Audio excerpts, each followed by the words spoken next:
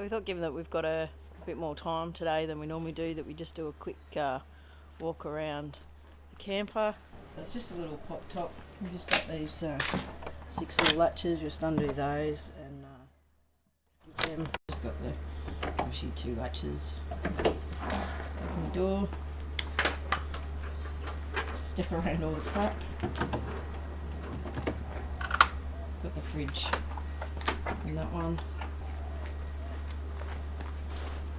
A lovely dirty clothes basket. And a little bit of back power. We just find that having all those windows down when we go to pull it down just makes it a lot easier. It just seems to make the canvas fold in. You don't then have to do too much extra work to get it to all sit inside itself. Undo that Velcro. It's got the zips on the other side, and it just flips on over the top of the door. So this little one we just keep like shower thongs and mostly all of our shower stuff. The bottom one's got a bit of our first aid kit in it as well. This one on this side's just got pans over here. Just got all of our plates and that there. We've got some mugs and that in there. This one's got all of our battery. So we've got the C-Tech charger, so we can actually plug up to 240 mains and charge the battery if we need. The little white cord coming down into our 1000 watt pure sine inverter, so that we can charge like my camera batteries and turned off laptop. We've got the DC charger so that we can projector go back to the car so we can charge off the auxiliary. That's just the solar regulator, and then we just got the water. Actually no, not the water, just the power and the inverter status there. We've got 2 light switches so that we can turn this side or the back lights on separately. So just open our tailgate, our kitchen, and just flip that top. So it just extends out, gives us a nice little bit of bench space under the black mat. We've just got the 2 burner just underneath. That's where we sort of keep some more pots and pans. We keep the kettle underneath. Essential storage is some alcohol. Got a really long pantry drawer in there.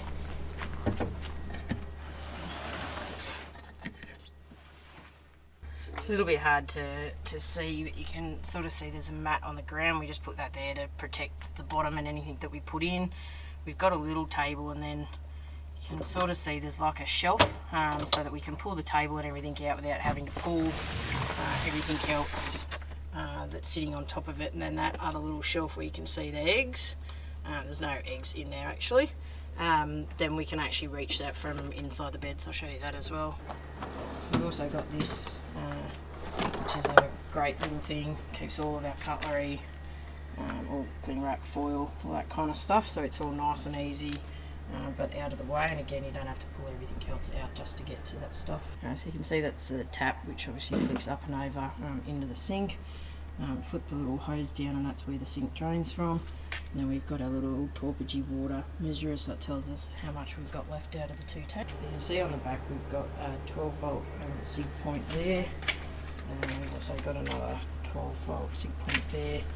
The little black at the top is where the gas goes through, and then that's where we can choose which tank we're actually pumping from. So we've got separate fillers, so we can put crappy water in one and keep drinking water in the other, and not get them mixed up.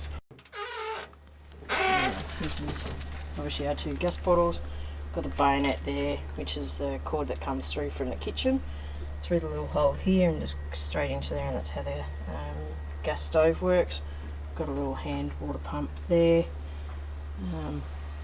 Back tank filler up in the corner there.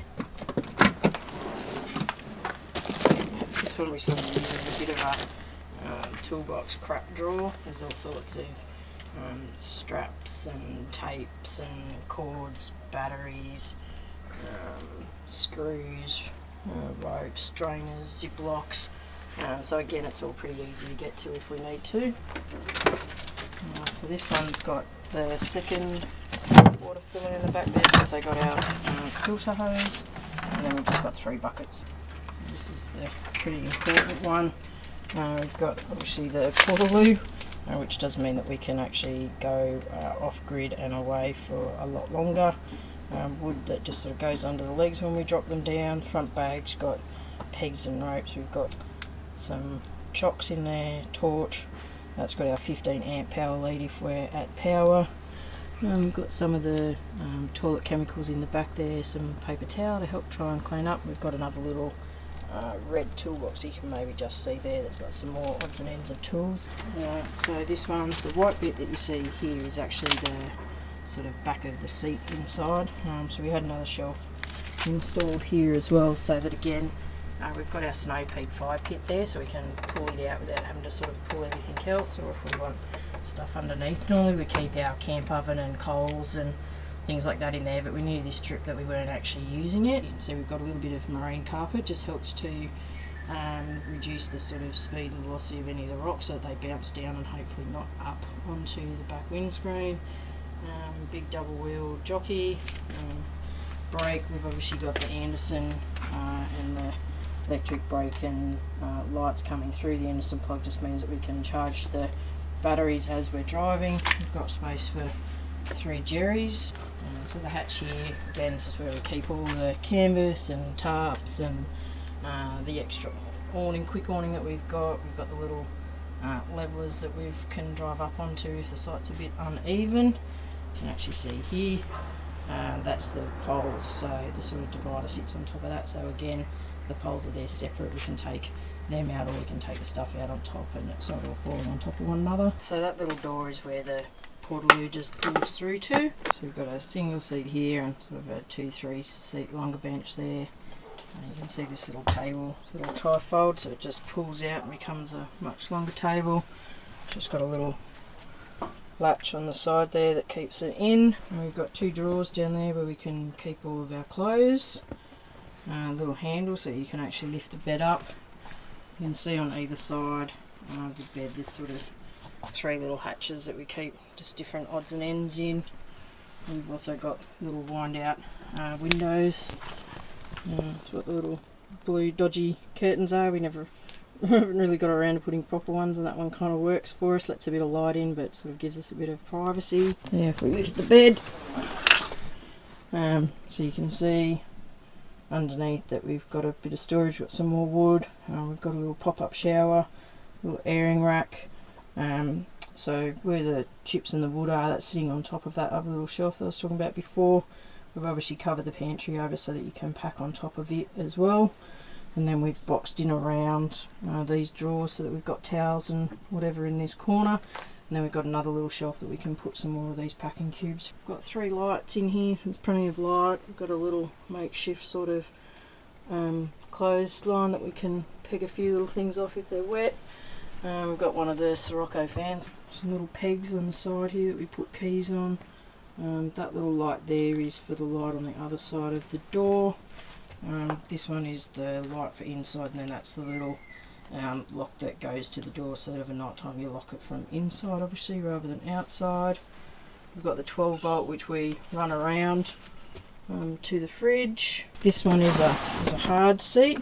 We sort of left it that way so that if when we sell it, somebody does want to convert it into, because you can get these like in a bunk style, that it would be a little bit easier for somebody to do that. Otherwise this one lifts up, and again you can see down into the portaloo, or we can get down into where the snow peak is, and then we can also, when we push that forward a bit, there's a butane burner that we can get to. And then again, so that's just the other side, and we've just put the little light white marine around, just helps with some of the warmth and the condensation that we were getting. You can see that's sort of all up around, that we've done all on all sides, and that's pretty much our little camper. It gets us where we want to go. We've done quite a lot of trips with it now, and certainly this last trip's probably the hardest that we've done, especially with the mud, and haven't had any dramas whatsoever.